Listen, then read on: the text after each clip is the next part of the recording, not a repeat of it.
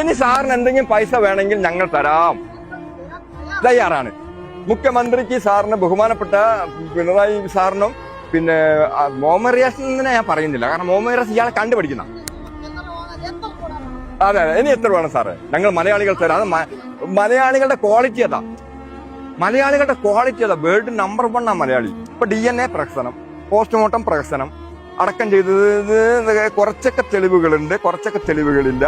അതെ. ഇനി വീട് കൊടുക്കല് പ്രഹസനം, അതായത് വീട് വിട്ടു കൊടുക്കരുത് പറഞ്ഞിട്ട് HML-ഉം പിന്നെ എൽസൺ എസ്റ്റേറ്റും കോടതി പോയിട്ടുണ്ട്. ഇവിടെ ഒരു ജുഡീഷ്യറി ഉണ്ട്, കോടതി വിധി നടപ്പിലാക്കാൻ സൈന്യം ബാധ്യസ്ഥരാണ്. ഉറപ്പല്ലേ?